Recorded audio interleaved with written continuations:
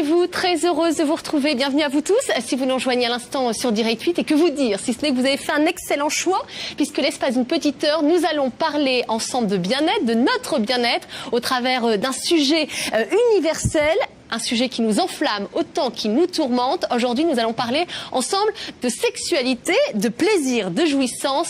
Bref, nous allons nous intéresser à notre satisfaction sexuelle. Tiens, une question à la clé. Sommes-nous comblés sexuellement? Avez-vous le sentiment d'être vraiment intimement comblé sexuellement? Êtes-vous bien sûr d'avoir découvert, d'avoir déployé tout votre potentiel sexuel? Oui, mais comment le savoir? Être satisfait sexuellement, finalement, ça veut dire quoi? Ça passe par quoi? Eh bien, c'est ce dont nous allons parler ensemble aujourd'hui. Et pour nous accompagner l'espace d'une petite heure pour ce voyage au cœur du plaisir grisant, enivrant et intense, tout d'abord Maïté Sauvé, bonjour. Bonjour. Merci d'avoir accepté notre invitation. Vous êtes chercheuse en neurosciences. Vous enquêtez depuis plusieurs années sur l'épanouissement sexuel. Résultat de vos livres, de vos recherches, de livres, de l'insatisfaction masculine. Les hommes sont-ils heureux? Aux éditions Jouvence. Et ce livre dont nous allons parler ensemble aujourd'hui, Être soi dans le plaisir, c'est aux éditions Chiron. Puis si vous voulez redécouvrir vos sens, votre cœur, votre corps, votre sensualité, de méthodes, de techniques à laisser, pourrait-on dire, allez, pour nous aider à un plus grand épanouissement sexuel, tout d'abord la médecine énergétique chinoise, ou comment stimuler, réveiller notre énergie sexuelle. Nous en parlons aujourd'hui à vos côtés. Yves Requena, bonjour. Bonjour. Merci d'avoir accepté notre invitation. Vous êtes médecin spécialisé en acupuncture, fondateur de l'Institut européen de Qigong et co-auteur avec Marie Borel de ce livre dont on va parler ensemble aujourd'hui, Délicat et sexe, le meilleur de l'amour avec l'énergétique chinoise. C'est aux éditions Guy Trédaniel. Puis deuxième méthode, nous avons testé pour vous le tantrisme. Vous en avez très certainement déjà entendu parler, mais concrètement, qu'est-ce que le tantrisme? Le tantrisme peut-il nous amener vers un plus grand épanouissement sexuel? Nous en parlerons à vos côtés. Jacques Ferber, bonjour. Bonjour. Merci d'avoir accepté notre invitation.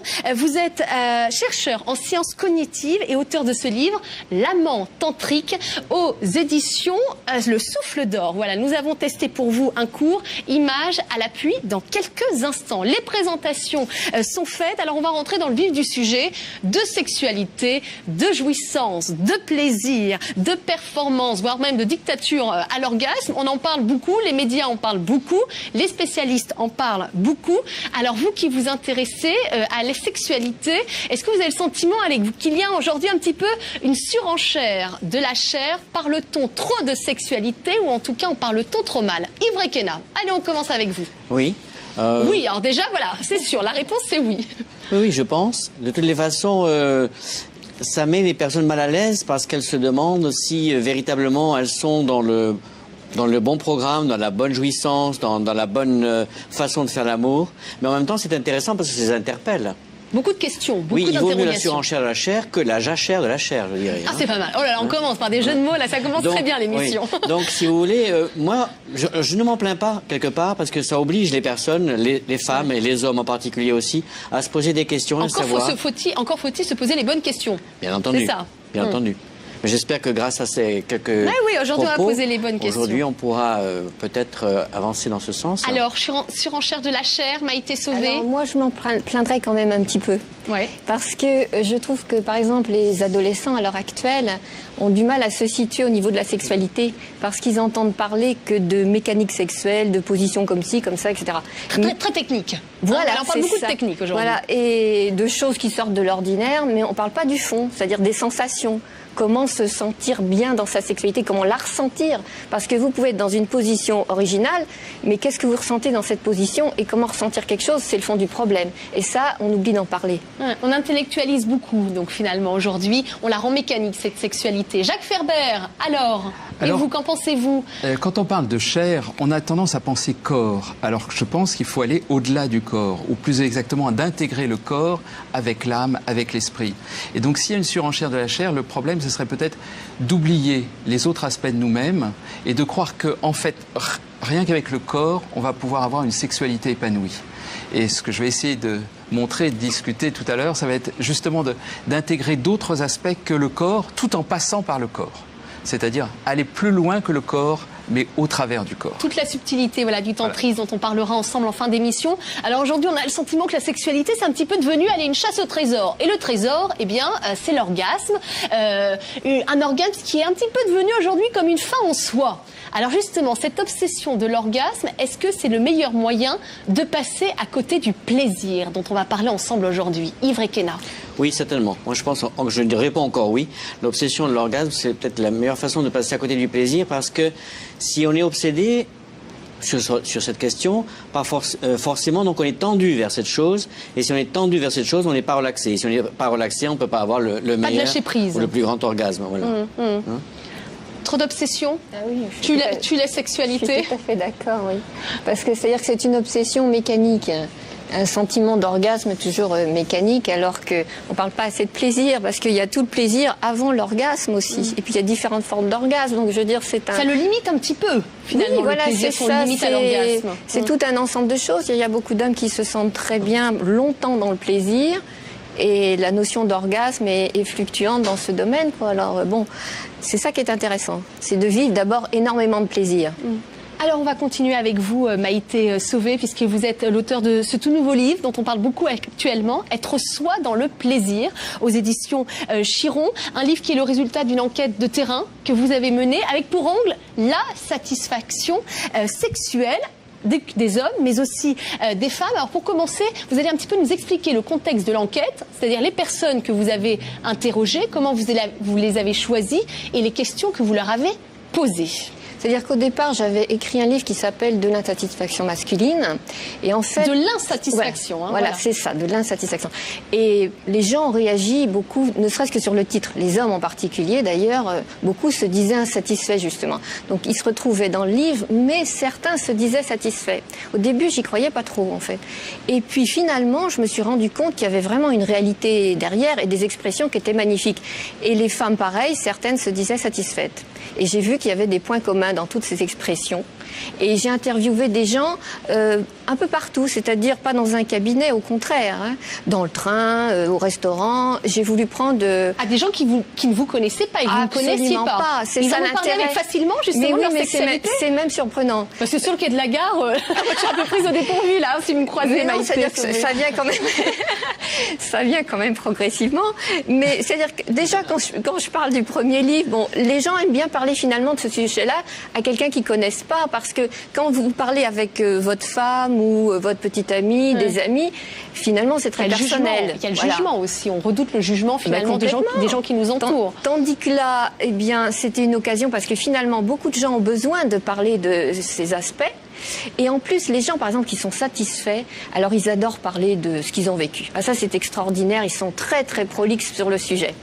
Et donc, ils ont beaucoup de choses à dire. Mais même les autres, hein, parce que ce qui m'a étonné, c'est que les hommes qui sont insatisfaits, eh bien, ils aiment bien en parler aussi maintenant. Mais ça dépend comment on prend les gens aussi. C'est une façon de discuter, je dirais, avec attention. C'est-à-dire, ce que je fais, c'est que je m'intéresse à ce que les gens ressentent vraiment. Alors, ça veut dire quoi, déjà? C'est être satisfait sexuellement. Parce que là encore, à chacun son degré de satisfaction.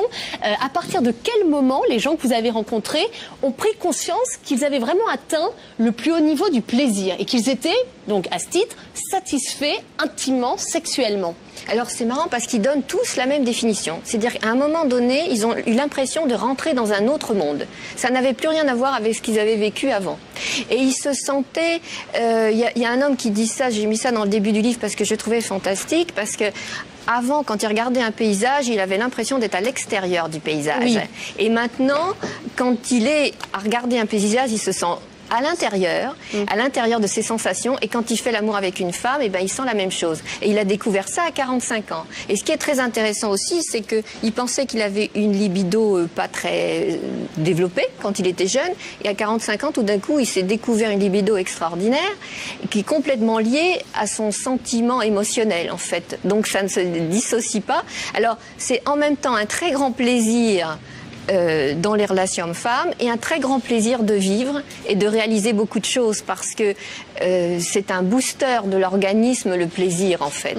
Et c'est un booster. C'est une dynamique. Oui, c'est-à-dire que c'est quelque chose de très précis. C'est une inondation hormonale qui s'appelle la dopamine et qui inonde toutes les fonctions, pas seulement celle du plaisir. Quand vous avez du plaisir, par exemple sexuel, eh bien vous en avez dans d'autres domaines. Et ça, c'est un phénomène biologique très facile à expliquer et qui s'explique beaucoup à l'heure actuelle. Vous avez rencontré beaucoup de personnes qui vous ont dit justement qu'elles étaient pleinement satisfaites sexuellement. Beaucoup. Non, mais une proportion non négligeable, justement. C'est-à-dire, proportion non négligeable, c'est quoi? C'est-à-dire, moi, j'ai suivi, je dirais, à peu près 300 personnes, et justement, j'ai suivi des gens qui, quand même, là-dedans, se disaient satisfaits, mais pour avoir une statistique sur toute la population, c'est quand même assez difficile. Des hommes, des femmes? Des hommes et des femmes, évidemment. De toute façon, ça ne va pas l'un sans l'autre, parce que des gens satisfaits ne peuvent pas être satisfaits tout seuls. Donc, à chaque fois que quelqu'un est satisfait, en général, la femme qui va avec ou l'homme qui va avec est satisfait aussi. Alors, je ne sais pas, peut-être 10% de la population, je ne sais pas. Enfin, moi, dans les gens interviewés, c'est à peu près ça que j'avais. Je dirais une fourchette de 10%. Mais bon, je me suis aussi centrée sur un certain nombre de personnes, évidemment. Alors, qu'est-ce qui les réunit, justement, toutes ces personnes qui se disent satisfaites sexuellement? Quand elles vous parlent, vous dites que, bon, elles utilisent des expressions un petit peu communes. Est-ce qu'elles ont un petit peu ce même scénario qui leur permet, à un moment, de dire « je suis sexuellement satisfait » ? Alors, d'abord, c'est la progression qui est intéressante, parce que ce sont des gens qui, comme tout le monde, se sentaient dans l'ignorance pendant très longtemps. Parce qu'on découvre pas... Des ignorants qui s'ignorent, souvent. On a souvent entendu cette expression de la part des sexologues qui sont venus sur le plateau. Le pire, c'est d'être des ignorants qui s'ignorent. Tout à fait. Et donc, parce qu'on ne découvre pas la satisfaction à 18, à 20 ans, il faut quand même pas... il y a une maturité. Alors justement, il y a un âge de transition où vous avez senti qu'il y avait une vraie conscience. C'est plutôt entre 40 et 50 ans quand même, voire même après. Mais évidemment aussi, peut-être qu'actuellement, les personnes plus jeunes peuvent trouver un peu plus tôt, parce qu'il y avait une époque où beaucoup de choses étaient fermées quand même, interdites. Ceci dit, quand même, la jeunesse actuelle a aussi beaucoup de mal à se sentir satisfaite à cause justement du côté très mécanique. Il y a une frustration aussi. On en parle tellement, on met tellement de... L'influence de la pornographie aussi. Oui, voilà. C'est qu'on se dit, on est forcément nul, on est obligatoirement en dehors de la norme. Mais c'est surtout qu'on est dans une norme qui ne correspond pas à la réalité, ni à la biologie. Et ce sont des gens qui ont découvert tout d'un coup un mode d'emploi. C'est-à-dire que, par exemple, des messieurs, il y a pas mal de messieurs qui ont découvert ça, c'est-à-dire que le potentiel masculin sexuel, les capacités masculines ont tendance à décroître un peu en vieillissant à partir de 40 ans. Et en fait, il y avait des hommes qui me disaient, bon, avant ils étaient un peu lapins, entre guillemets, c'est-à-dire très toniques dans leur... Ceux qui l'ont dit, Ah oui, là c'est le mot où on peut mettre d'autres adjectifs, mais enfin voilà, ils se définissaient comme très toniques dans la sexualité, et puis arrivé à un certain âge, bon, la tonicité était plus la même, alors ils se demandaient comment gérer la situation. Et c'est là qu'ils se sont intéressés davantage à l'être féminin, à la séduction, à beaucoup d'autres aspects. Ils ont féminisé un petit peu leur manière d'appréhender la sexualité, peut-être. Non, je dirais qu'en fait, c'est marrant parce qu'ils l'ont masculinisé davantage. Parce qu'en fait, ils sont allés plus vers leur sensibilité. Mais la sensibilité, c'est quelque chose qui n'est ni féminin ni masculin, c'est au fond de tous les êtres. Et il y a une sensibilité typiquement masculine. Et en fait, donc les gens se rapprochent de leur sensibilité et sont intéressés par les vraies valeurs des rapports hommes-femmes. Et en fait, ils ont un désir qui se construit de manière importante. C'est-à-dire, c'est comme un enfant qui attend un cadeau de Noël. Eh bien, s'il attend pendant 3 semaines, il va avoir une libération hormonale beaucoup plus importante au moment où il va avoir le cadeau que s'il le reçoit tout de suite. Ah, donc l'attente est une notion qui est importante, sur laquelle vous revenez aujourd'hui. On fait tout, très vite, tout de suite, tout le temps. Et vous dites, l'attente, c'est finalement aujourd'hui devenu le maître mot. Même sur le plan biologique, c'est-à-dire que c'est là où tout va monter en pression et le plaisir va pouvoir être libérateur. C'est-à-dire que les personnes décrivent un plaisir qui est 50, 100 fois, 1000 fois supérieur à ce qu'ils connaissent dans une situation où ils ne sont pas dans le désir, dans la caresse, etc. Et donc, ce qu'on voit, c'est que l'inondation hormonale est considérablement différente entre une situation d'attente et une de fantasme, enfin tout ce qui va avec, parce qu'il ne s'agit pas que de l'attente, c'est l'appréciation, c'est la découverte de l'autre. Et puis le problème, c'est qu'il y a des attentes aussi qui sont difficiles, qui sont frustrantes. Donc il y a des attentes actives et passives. Oui, aussi, exactement. Donc et puis des attentes trop longues, ça fait l'effet inverse aussi. Il ne faut pas exagérer non plus. Alors Donc les gens, justement, c'est un petit peu, au fur et à mesure, ils ont changé de démarche. Et puis un déclic. C'est-à-dire que c'est un besoin d'aller vers quelque chose de plus satisfaisant. Oui. Et puis de plus satisfaisant au niveau humain, parce que les hommes se plaignent beaucoup, justement, qu'on les considère comme des mécaniques et qui doivent être dans la performance tout le temps. Il y a un moment donné, ils commencent à dire, bon, bah, ça suffit maintenant, cette espèce de définition de l'homme traditionnel, etc. Bon. Et donc, ils vont vers un aspect beaucoup plus humain. Il y a quand même de plus en plus d'hommes qui revendiquent leur humanité et leur vraie masculinité, qui est d'être dans les émotions, dans la caresse, etc. Alors là, quand ils s'approchent d'une personne qu'ils apprécient, qu'ils ont désirée, eh bien, ils prennent le temps pour se caresser, pour se découvrir en détail. Et c'est complètement différent, justement, le plaisir est complètement différent parce que ils travaillent, je dirais, toutes les sensations. Ils travaillent toutes les parties de leur corps, tout ce qui peut.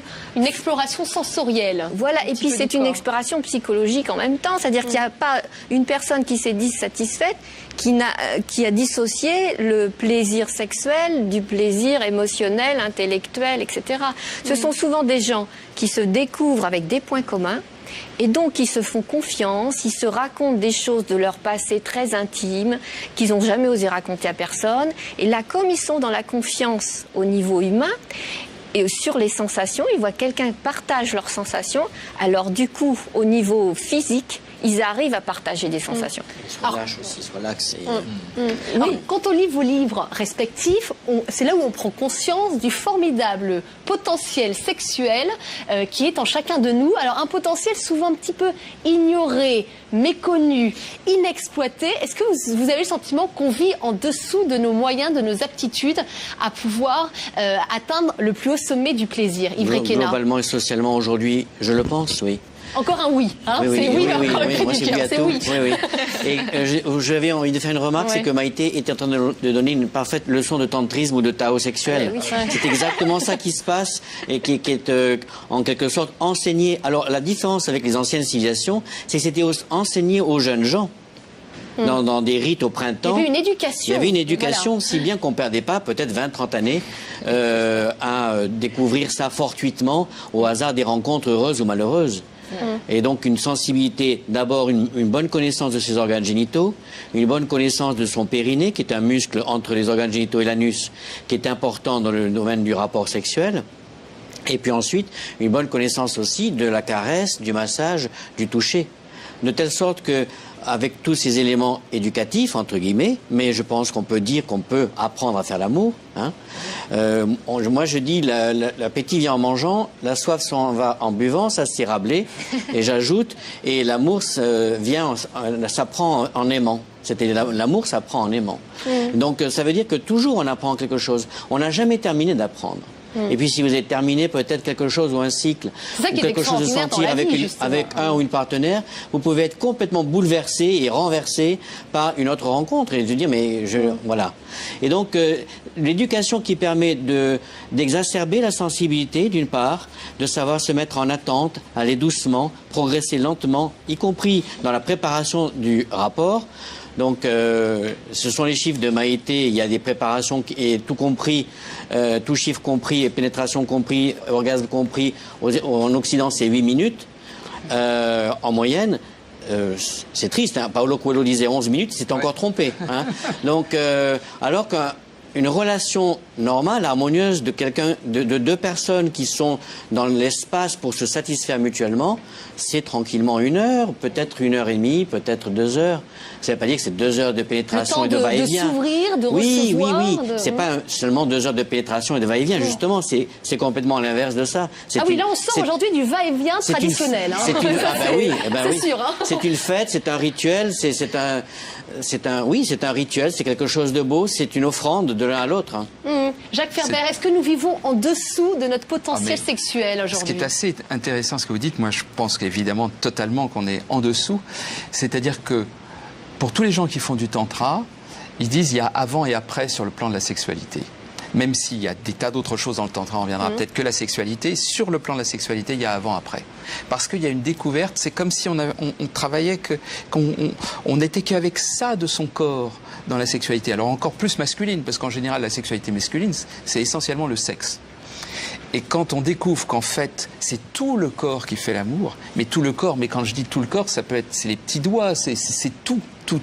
À ce moment-là, il y a quelque chose qui intègre l'intégralité. Une inondation, dont vous voilà. parliez tout à l'heure, une énergie sexuelle qui va inonder tout le corps. C'est ça. Et donc, en fait, on passe dans cet autre monde, cet autre état qui devient une impression de faire partie de quelque chose d'autre, de faire partie de l'univers, de faire partie de l'autre, que les deux commencent à se mettre ensemble, à être plus qu'un.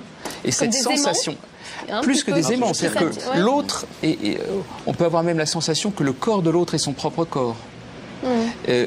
Donc il n'y a plus de différence à un moment donné entre l'un et l'autre. Et dans ces moments-là, ce sont des moments où on le vit aussi de manière extatique. C'est-à-dire où ce n'est pas juste une jouissance de l'orgasme, mais c'est une jouissance de l'intégralité du corps. Alors c'est très difficile à décrire parce que moi quand je lisais ça au début... On va bien décrire parce que alors Maïté... je comprenais rien. Maïté, vous allez voir, Maïté Sauvé tout à l'heure en coulisses, vous preniez une belle image pour bien comprendre. Le vélo, l'affaire du vélo, vous allez voir, on va revenir au concret, au terrien, l'affaire du vélo. Oui, c'est-à-dire que je disais que pour faire de la bicyclette, il faut apprendre à pédaler, il faut apprendre l'équilibre, etc.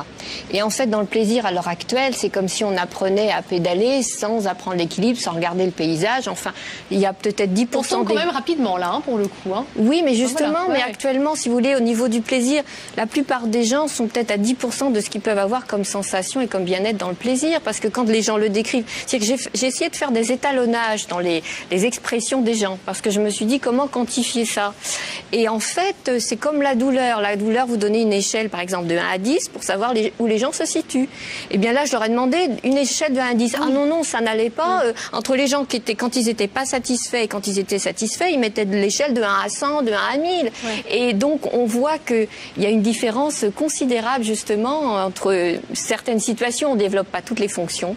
Et les situations où on les développe. Alors, voilà. Je vais reprendre un petit passage de votre livre. Inconsciemment, nous sommes souvent en recherche et loin de vivre tout ce que notre être nous offre comme possibilité de plaisir, même lorsque nous nous croyons satisfaits. Hein, parce que là aussi, vous avez beaucoup eu de témoignages de personnes qui pensaient pendant des années être totalement satisfaits sexuellement, qui un jour ont eu justement ce déclic dont on parlait précédemment.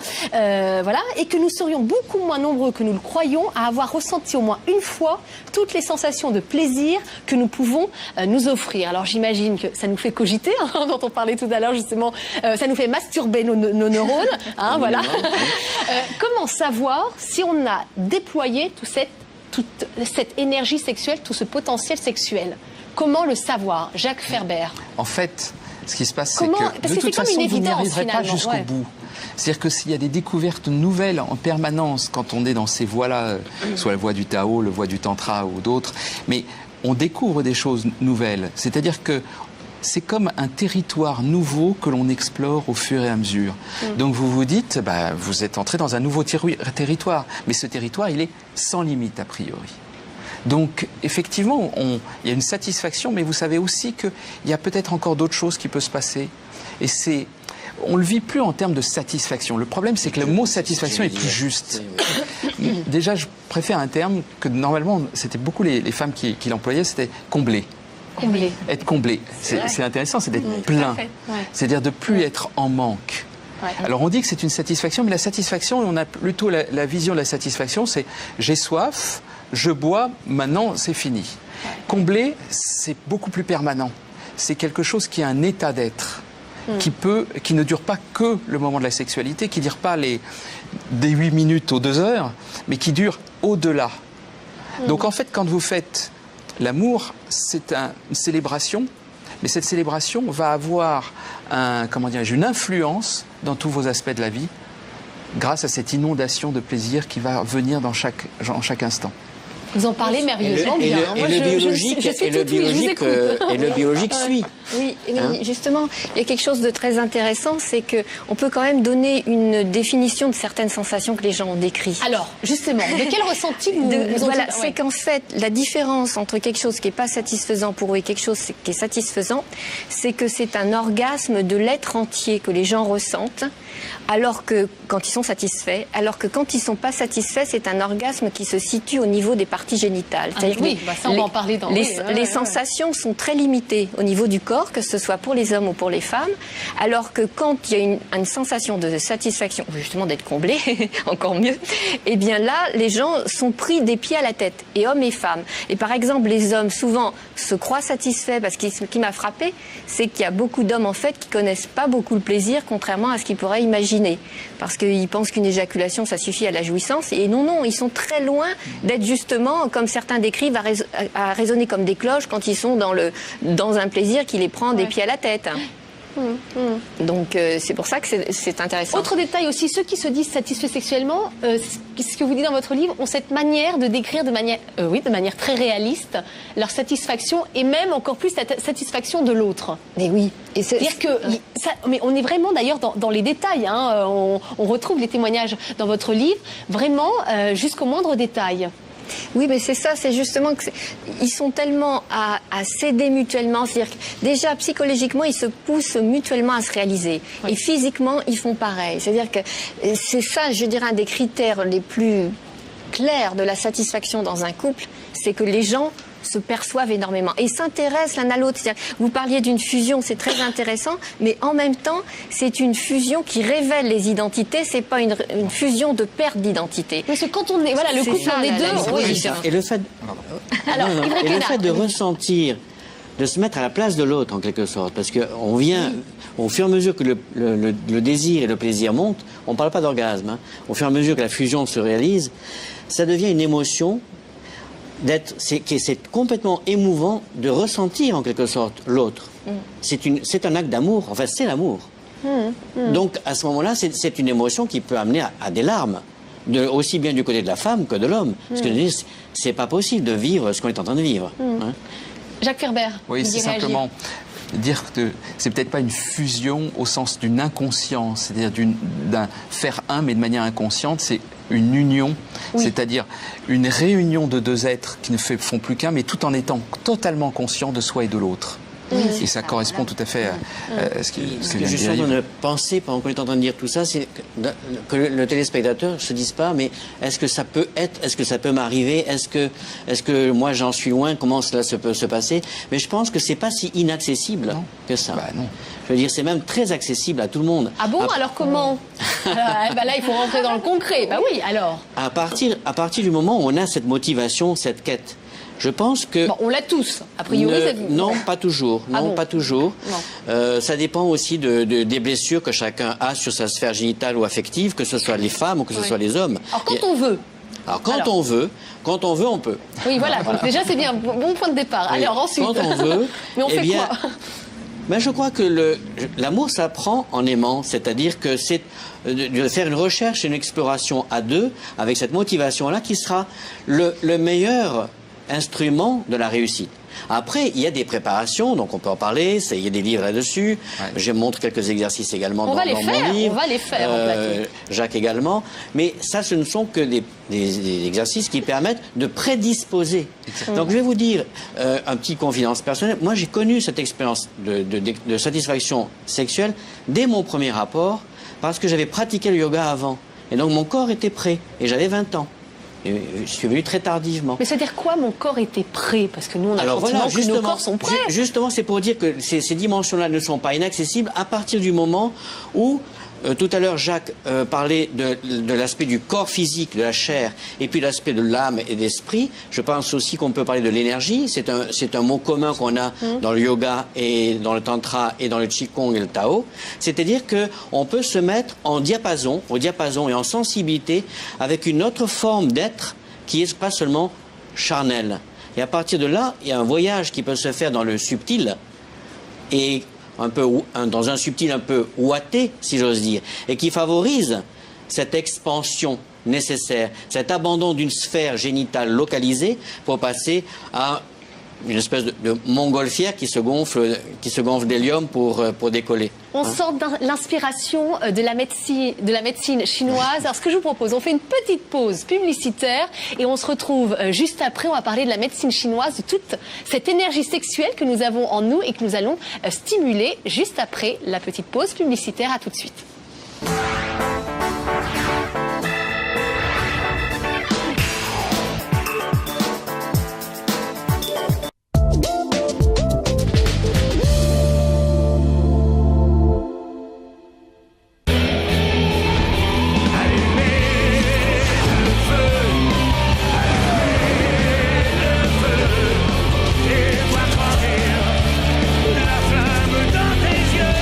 La nouvelle collection Optique 2000, c'est pour tous 2 paires pour seulement 159 €. SFR invente la première clé Internet 3G+. C'est très simple, regardez. Clic, d'où vous voulez, vous accédez à tous vos mails. Vous découvrez les nouvelles vidéos. Vous téléchargez les dernières musiques. Avec la clé Internet 3G+, connectez-vous partout instantanément. SFR, vivons mobile. On ne choisit pas son pays. On ne choisit pas son père. On ne choisit pas sa taille. On ne choisit pas la pluie. On ne choisit pas son voisin. Ni même le nom de sa rue. Mais pour ce qui est de la vie de tous les jours, c'est important de pouvoir choisir. Voilà pourquoi Auchan vous offrira toujours le meilleur choix et toujours au meilleur prix. La vie Auchan, elle change la vie.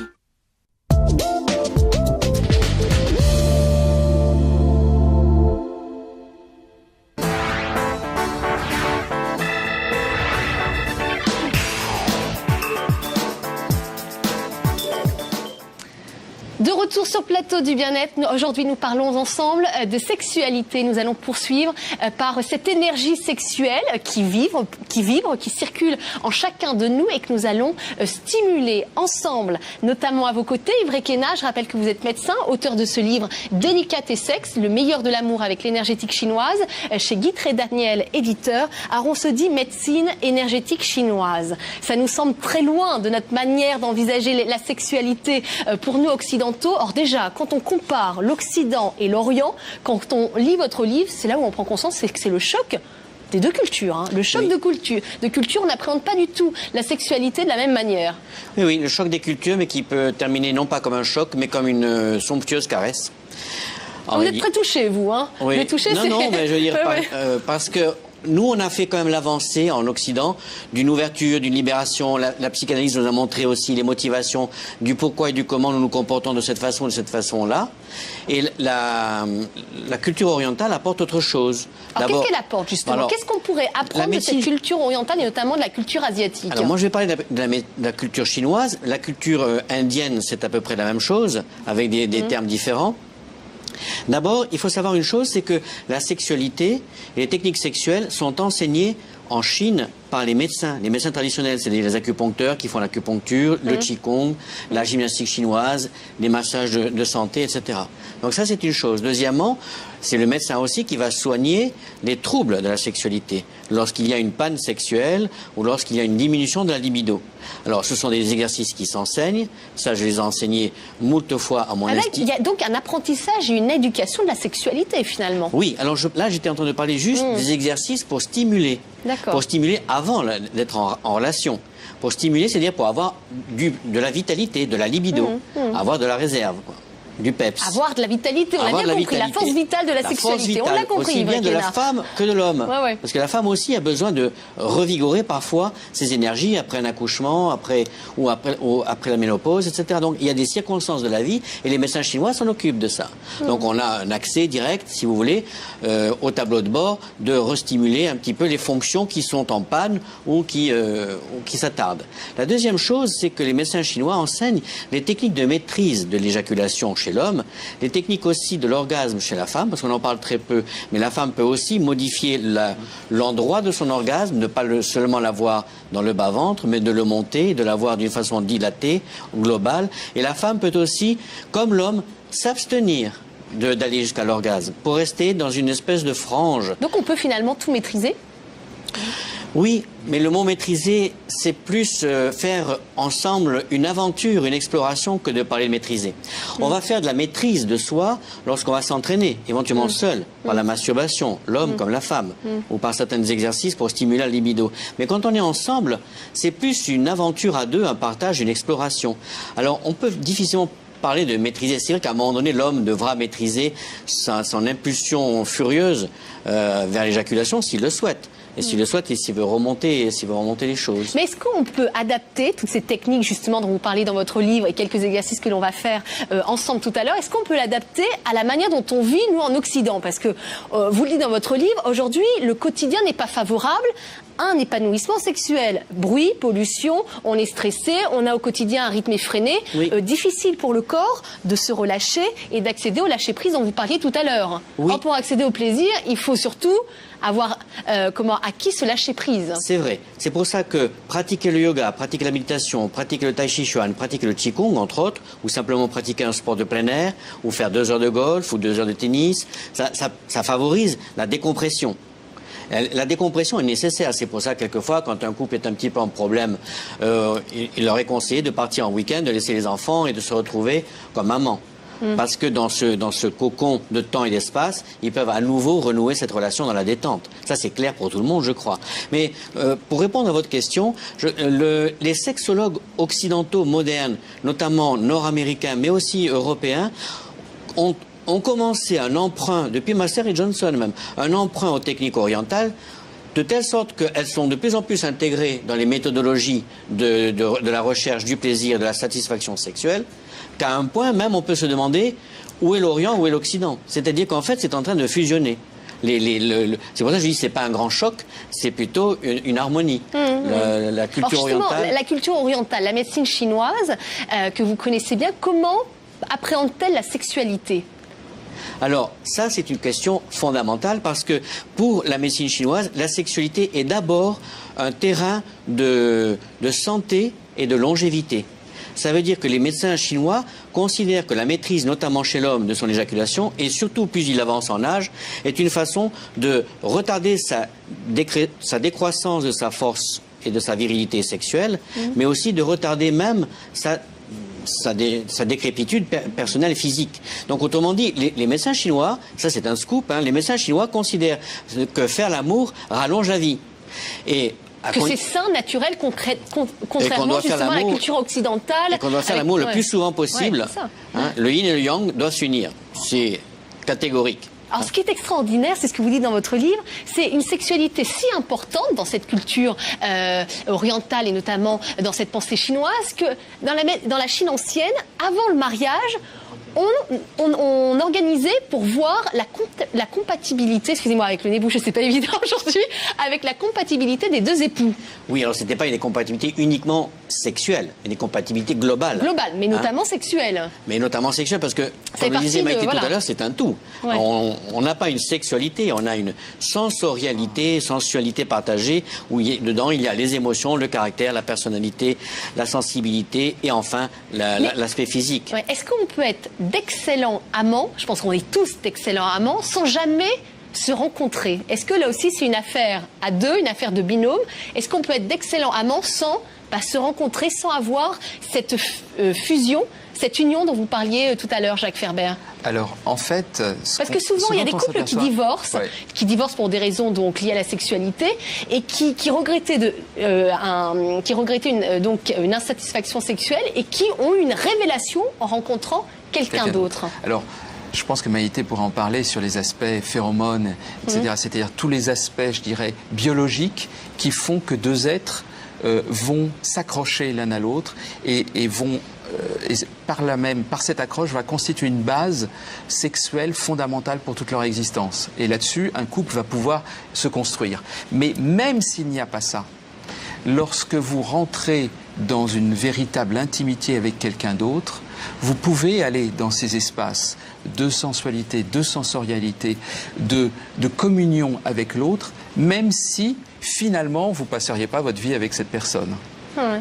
pour mieux se rencontrer sexuellement. Je crois que c'est indispensable en fait, c'est-à-dire qu'on découvre sa sexualité qu'avec une autre personne. Mais on est c'est pour ça qu'il faut bien se rencontrer. Il faut avoir les mêmes envies, les mêmes attentes, oui, mais vous savez, la même évolution, c'est ça. Non, mais vous pouvez avoir une relation, je dirais, presque ponctuelle avec quelqu'un que vous connaissez depuis un moment, par exemple, et qui vous attire vraiment, et passer un moment très très constructeur de votre personnalité émotionnelle et physique, et vous n'êtes pas obligé de recommencer même 3 jours après. Je veux dire, ça dépend de ce que vous investissez dans le moment, en fait. Ouais. Et ça, d'une expérience à une autre, vous pouvez vous construire de manière importante. Et c'est nécessaire, en fait. Alors que les couples, à l'heure actuelle, ils se prennent des choses mutuellement, mais ils ne se donnent pas. Et c'est pour ça que la construction ne se fait pas. Bon, allez, on va se donner. Alors, Ibra Kenna, on va passer à la pratique. Théorie, maintenant, pratique. Je ne sais pas si vous avez besoin d'une partenaire. Vous allez vous déplacer tranquillement. Vous allez nous donner quelques gestes, quelques réflexes que l'on peut faire au quotidien. Je vous laisse libre cours à votre imagination pour améliorer, stimuler, réveiller notre énergie sexuelle. Si vous voulez, c'est un vaste programme parce qu'il y a l'aspect physique, un petit peu comme si on prenait sa dose d'hormones, de testostérone ou d'œstrogène. À ce moment-là, je me dis... Ah bon, voilà, alors, je prends votre place. Vous prenez la place de la présentatrice, c'est vrai, Kenna. À ce moment-là, on peut parler d'exercices physiques simples, comme par exemple le daim, qu'on retrouve dans d'autres traditions, y compris dans la sexologie occidentale moderne, donc on n'a rien inventé sous le soleil, et qui consiste à travailler sur le bassin, un petit peu comme la danse orientale. C'est l'oula hop là, finalement. D'ailleurs, la danse orientale, donc on le fait plusieurs fois en conscience, les yeux fermés, et on place sa conscience dans le bassin, voire dans le périnée, voire dans les organes génitaux pour que ça fasse un bel effet. Donc dans un sens, ou ensuite en avant, en arrière, en avant en contractant les fesses, ce qui contracte le périnée le fait travailler, et en arrière en les relâchant. Ça c'est uniquement mécanique. Mais le mécanique est important parce qu'on ne peut pas prendre la route et voyager jusqu'à Paris si la voiture est en panne. Ouais. Donc d'abord, il faut que les pneus soient, etc. Donc c'est facile de montrer tout cela. Maintenant, montrer les choses qui aussi stimulent l'aspect hormonal, chez la femme, il y aura ces exercices-là, mais aussi les exercices de massage des seins. Donc, si vous voulez être candidate pour faire... c'est un automassage ou pas? C'est un automassage. Mais je l'ai fait en plus, alors je peux le dire, c'est pas un problème. Je l'ai fait hier, justement, après avoir lu votre livre. Il faut que je le fasse. Bon, alors ça ne me dérange pas, remarquez. Je vais quand même remettre les chaussures. Donc, pour expliquer... Alors, je le fais, on inspire, en sortant la poitrine et en passant les mains dessous. C'est pas la... Et on expire en les ramenant. Et bien sûr, la pomme et la sensibilité du milieu de la pomme va être plutôt sur les mamelons, mais en tournant autour, un petit peu comme en tournant autour d'une soucoupe. Voilà. Donc, inspire et expire en ramenant. Et ceci de façon très simple, sans chercher à provoquer une quelconque... excitation sexuelle ou réaction génitale, etc. On fait dans un sens et on le fait dans l'autre sens. Mais cet exercice, sans trop presser, il faut plutôt glisser. C'est un véritable massage. Ah d'accord. C'est un véritable massage. Et cet exercice, ça permet, chez la femme, de faire une sécrétion hormonale importante de l'ensemble de ces hormones féminines, et ça peut être préventif des problèmes gynécologiques, des règles douloureuses, des kystes de l'ovaire et aussi des problèmes de ménopause. Donc c'est un exercice extrêmement précieux. C'est pour ça que et pour les hommes, parce que là on fait des exercices pour les hommes, pour les hommes, on va pas le faire en studio. Ah bon? Non, parce que c'est un massage des testicules, donc je vais pas enlever mon pantalon. Mais on prend les bourses comme on prendrait 2 ou 3 noix ensemble pour les faire bouger ensemble. Voilà. Et ensuite, il y a des mouvements de pression et de relâcher. Et ensuite, des mouvements de traction légère. Et pendant que l'homme fait ça, il reste dans ses organes génitaux, il respire dans ses organes génitaux, c'est la même chose. Voilà, il regarde pas le résultat. On fait ces exercices en conscience, on est dans la présence. Voilà. Ça aussi, c'est un terme dont on va parler ensemble. Faisant ça, encore que. Mais voilà. Voilà. Et ce qui est intéressant ensuite, quand une intimité est développée, non pas comme entre une présentatrice et son invité, mais quand une intimité est développée, c'est de le faire en hétéro. C'est-à-dire, c'est l'homme qui masse la femme, et c'est la femme qui masse l'homme. Ça s'explique extraordinaire, c'est que vous donnez justement, venez, on va rejoindre la table, c'est que vous donnez beaucoup d'exercices à faire dans le couple, hein, au sein du couple, pour se préparer à donner et aussi à recevoir. Il faut sortir de la routine. Ouais. Voilà, il faut sortir de la routine et commencer à inventer, à innover des jeux ensemble, des jeux et en même temps des exercices. Voilà, c'est le jeu de l'amour, hein. C'est-à-dire qu'il faut pas rendre la chose technique, l'intellectualiser, on est vraiment dans un jeu, le jeu de l'amour. Jacques Ferber.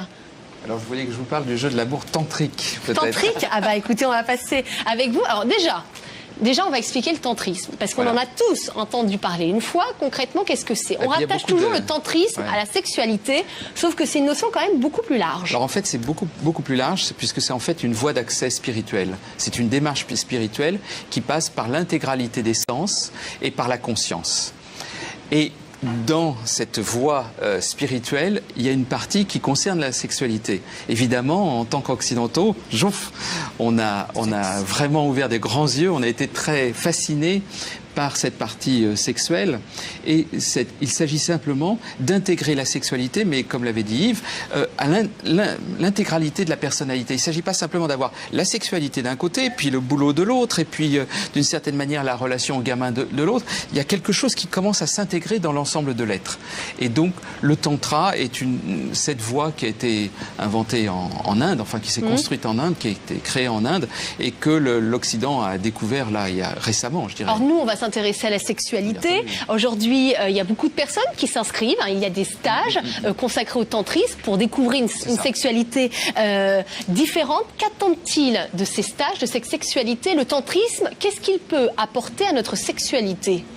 Eh bien, il peut apporter justement ce qu'on a commencé à dire, c'est-à-dire ce dépassement de nos difficultés sexuelles et de notre manière standard de faire l'amour. Alors, qu'est-ce que j'appelle manière standard de faire l'amour? C'est-à-dire, en gros, je parle surtout pour un homme, parce que les femmes, c'est un petit peu différent. Souvent, elles ont l'intuition qu'il y avait autre chose. Mais pour un homme, la manière standard de faire l'amour, c'est justement en 8 ou 11 minutes, on a du désir, et ce désir nous pousse à satisfaire ce désir immédiatement. Et donc, on pense que si on ne satisfait pas, enfin on pense, on le reçoit comme une frustration. Donc, c'est ce que vous avez dit tout à l'heure, il y a une attente. Et cette attente est délicieuse. Pourquoi elle est délicieuse? Eh bien, parce qu'en fait, il y a une autre partie de nous qui est très lente pour un homme, qui est la partie féminine de l'individu. Et donc, il y a une partie masculine, une partie féminine chez chacun. Mais chez l'homme, la partie masculine est normalement, quand ça se passe bien, celle qui est dominante. Et puis, cette partie dominante, il faut prendre. Il faut sauter sur la femme, si tu veux, comme ça, un petit peu, vous voyez, un peu cette énergie-là.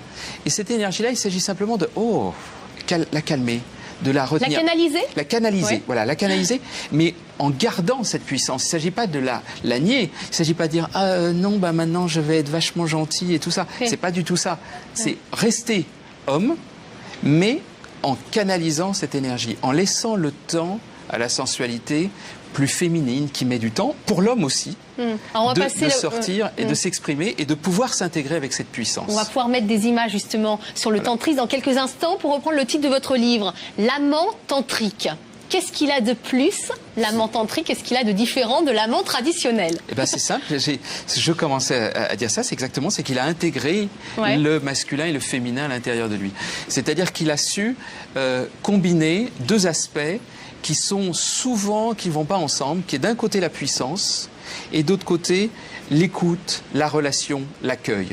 Donc la puissance, c'est la partie yang, la puissance pénétrante, ce qui va vers l'autre, et de l'autre côté, l'accueil, l'écoute, ce qui va permettre cette intégration entre les deux. Et c'est ça qui va faire ce qu'on appelle l'amant tantrique, et la combinaison des deux, c'est justement ce que vous disiez, la présence. Alors, on a testé pour vous un cours de tantrisme, l'occasion d'une exploration sensorielle. Julie Thierry, notre journaliste, l'a testé pour vous. Qu'en a-t-elle pensé? Elle nous en parlera juste après le reportage de Julie Thierry et de Philippe Villaume.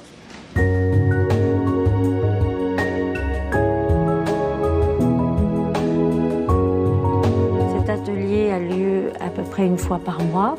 C'est tout à fait mobile, on va dire. Et en fait, généralement, il est prévu pour 2 heures. Parfois, ça dure plus longtemps parce qu'on est pris dans l'ambiance. Et voilà, donc on continue jusqu'à ce qu'on soit content. On va secouer le corps, on va se secouer. Alors une manière de se secouer, c'est de faire vibrer le bout des doigts. Les personnes vont pouvoir libérer toute l'énergie, le stress, la fatigue, en bougeant de manière en vibration, en faisant vibrer le corps. On réactive un petit peu la circulation, le souffle, le son, voilà. Et dans la deuxième partie, ils vont pouvoir danser à cœur joie, vraiment danser tout ce qui vient d'eux-mêmes. Une fois qu'on a lâché le stress, on peut commencer à devenir plus joyeux.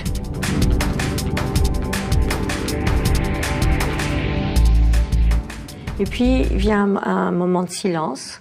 Et dans ce moment de silence, bien sûr, ça peut être simplement de goûter toute l'énergie qui bouge à l'intérieur.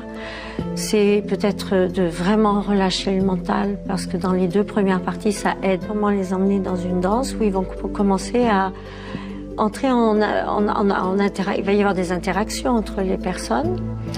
C'est quand même le donner, le recevoir, c'est-à-dire s'autoriser à pouvoir capter, enfin sentir qu'est-ce qui se passe avec l'autre, qu'est-ce que ça met en jeu pour moi et comment je communique avec cet autre, mais à travers le mouvement. Ça ouvre la sensibilité, ça ouvre le cœur, on ouvre à la fois le premier chakra, deuxième chakra, c'est-à-dire l'enracinement, et le chakra sexuel, c'est-à-dire faire revivre l'énergie, bouger l'énergie, la faire revivre surtout. Et puis bien sûr, on va la faire monter jusqu'au cœur. Et puis même, ça peut être plus loin que ça, jusqu'au 7e chakra et même peut-être plus.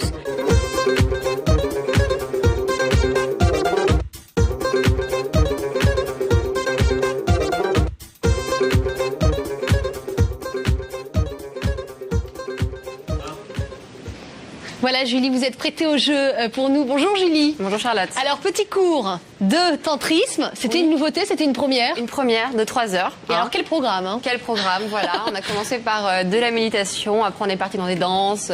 Je me suis pas reconnue, je vous avoue. Bah, d'ailleurs, on vous a pas vu dans le reportage. J'ai l'impression qu'il y a eu des coupures quand même. On voit des petits bouts quand même. Non, c'est vrai, j'ai eu du mal à m'y mettre. Parce que voilà, il faut être assez ouvert d'esprit quand même, mine de rien. On se met tout de suite à trembler, donc c'est pas une chose qu'on a l'habitude de faire. Et puis au fur et à mesure, quand on voit les gens à l'aise, on se dit pourquoi pas au final, pourquoi pas justement enlever ce masque et ne pas avoir honte, parce que c'est vrai qu'on a souvent peur du regard des autres, se dire... Moi, je me suis dit, mais attends, Julie, mais qu'est-ce que tu fais? Arrête, quoi, calme-toi 2 secondes. Et en fait, non, je me suis prêtée au jeu, on le voit pas à la fin, c'est vrai que j'ai pas réussi à être dans cet état de transe. Il y en a qui sont en transpiration, il y en a même qui ont pleuré, mais c'est ça, en sueur, c'est-à-dire, il y a même des gens, vous dites, qui tombent, qui font dans l'arme. Ah mais complètement, et je dirais même que c'est même nécessaire à un certain moment de fondre en larmes, parce que ça veut dire que des carapaces s'en vont. Parce qu'il y a, en fait, il y a plein d'obstacles à cette union. Et toute la difficulté, alors on a vu avec Yves, c'est de faire des exercices, mais il y a aussi à enlever des choses. Il y a donc à acquérir par des exercices de faire tourner cette énergie, ces exercices qu'on a vus ou d'autres, mais il y a aussi à enlever des carapaces. Et le pire ennemi que nous avons, c'est le mental. C'est-à-dire cette capacité en permanence à juger les autres et se juger soi-même. Et en général, négativement. Si c'est positivement, ça peut avoir d'autres inconvénients, un peu la mégalo, ça existe aussi. Mais le terrible, c'est qu'on a d'abord des jugements négatifs sur soi. On ne s'aime pas. Donc, une des premières choses à faire, c'est d'aller dans son corps, d'aller complètement dans son corps pour justement arrêter ce petit démon mental qui est toujours là en train de dire « qu'est-ce que je suis en train de faire, nanana, je peux pas faire ça parce que moi je suis ci, parce que moi je fais ça ». Et toutes ces croyances qu'on a sur nous, elles nous empêchent d'aller plus loin. Elles nous limitent. C'est des croyances limitantes. Elles nous empêchent d'être plus profondément des obstacles. Voilà. Julie, c'est ça. C'est tout à fait ça. Parce que par exemple, on voyait les gens qui avaient l'habitude d'être là, donc qui avaient aucune chose à prouver. Vraiment, et on voyait qu'elles étaient dans un état, mais elles étaient vraiment, elles étaient heureuses. Après la séance, c'était des personnes qui étaient totalement épanouies. Donc, et c'est pour ça que moi, je me suis dit à un moment donné, pourquoi pas essayer d'entrer en communion un peu avec soi. Mais c'est quelque chose, je pense, qui s'apprend au fil des séances. Parce que comme moi, il y avait des personnes qui ne l'avaient jamais fait, qui regardaient beaucoup, qui étaient plus observateurs pour la première séance. Bon, on ferme les yeux, mais on est quand même un peu comme ça, on ouvre un peu, on regarde les autres pour voir, on copie un petit peu. Et au final, vraiment, il faut se laisser aller, et c'est quand même une bonne expérience, parce que ça apprend aussi à arrêter de penser au regard des autres, Et puis voilà, non, vraiment c'était une bonne expérience, mais vous voyez, c'est venu crescendo en fait, c'est-à-dire que au départ une appréhension, un peu peur quand même. Je suis sur une autre planète. Voilà, c'est ça, c'est l'idée, c'est quand Julie, quand elle est arrivée, c'est un de ce que tu m'as dit, mais je suis arrivée sur une autre planète, quoi. Où est-ce que je suis? Comment on voit? Voilà, c'est ça. Et finalement, au fil du temps, on se dit que finalement les plus bêtes, c'est nous, parce que voilà, on se met des barrières. Totale humilité, mais oui, on se met des barrières. On se met des barrières. Donc du coup, on n'atteint pas plein de choses. Et en fait, on se rend compte que si justement on enlevait toutes ces barrières, ce serait beaucoup plus simple, et puis dans plein de choses, quoi, pas seulement dans le tantrisme. Alors on met le mental de côté et on bouge beaucoup le corps en cours de tantrisme. Alors on bouge beaucoup le corps, mais toujours pour la même raison, c'est d'abord pour éliminer donc ses pensées, c'est-à-dire être vraiment dans son corps, avoir de l'énergie qui circule. Et ensuite, il y a une deuxième phase qui va être à rajouter de la conscience et de l'intimité ou du contact et de la présence entre deux êtres. Là, on peut la voir parce qu'on est là face à face. Et on va commencer. Regard. Je sais qu'il y a un jeu de regard, Julie m'a dit. Alors attention, ne me prenez pas, je le sais. Non, mais c'est pas un jeu de regard. Mais le jeu de regard, ça veut dire que, en fait, ce qui se passe, c'est comment rentrer en contact avec l'autre. Alors, on parle de sexualité, mais en fait, c'est dans la vie de tous les jours. Il y a évidemment le sexe, le corps, il y a le cœur.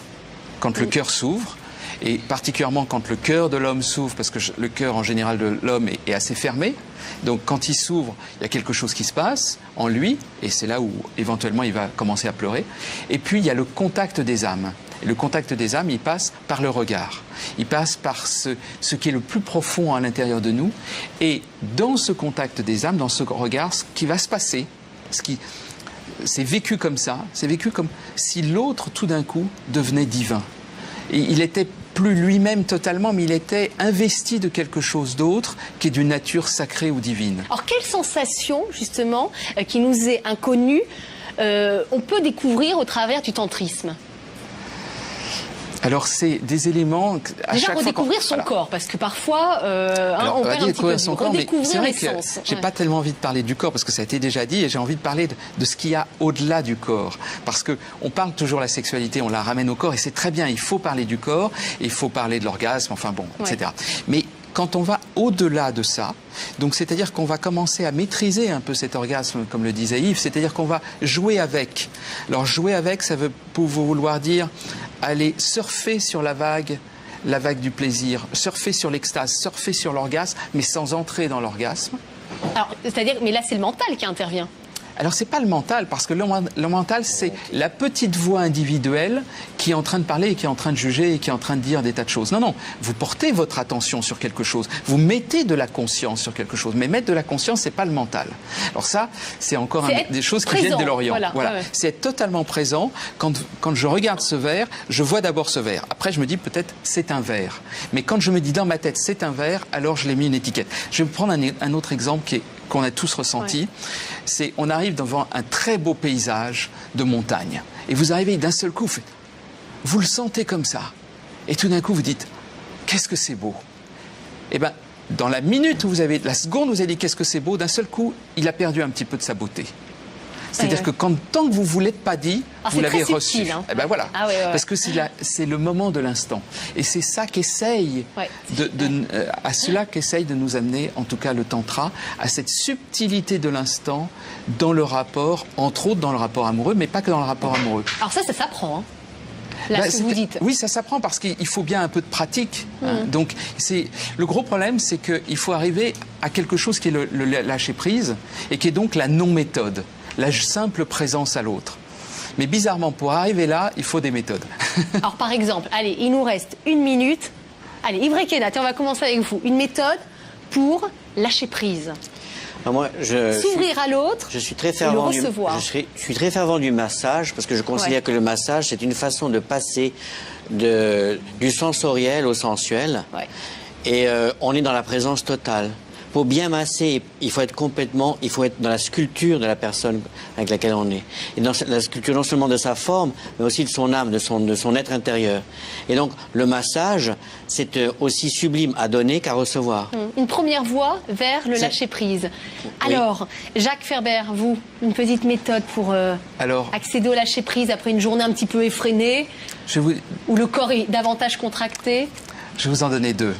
Mais deux très vite. Je vais en donner deux. 15 Mais secondes, attendez, alors rapide, allez, deux. Une qui est très connue, c'est la respiration. Ouais. Simplement se calmer sur la respiration. Mais la deuxième, qui est beaucoup plus tantrique, c'est lorsque vous mangez quelque chose que vous aimez beaucoup, genre une glace, une tartine, n'importe quoi, un petit bout de quelque chose, un croissant, concentrez-vous totalement sur le bonheur de ce que vous êtes en train de manger, mais sur chacune des bouchées.